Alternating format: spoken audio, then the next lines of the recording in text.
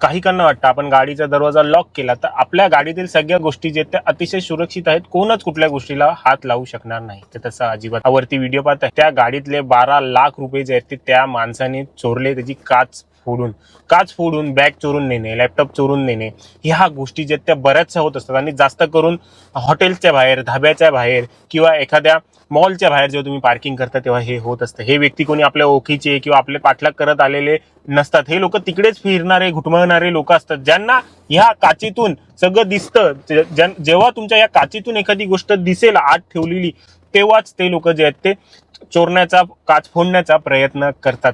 मागच्या सीटवरती बरेच लोक लॅपटॉपची बॅग ठेवतील, ते देखील घेऊन जातात. बऱ्याचशा लोकांकडनं तुम्ही ऐकलेलं असेल. त्याच्यामुळे मौल्यवान गोष्टी कधीच आपल्या सीटवरती, मागे सीटवरती ठेवू नका, जे की खूप जास्त रिस्की आहे. बॅग वगैरे असेल, हॉटेलच्या बाहेर थांबताय, धाब्याच्या बाहेर थांबताय, एखादी लॅपटॉपची बॅग आहे सोबत तुमच्या घेऊन जा.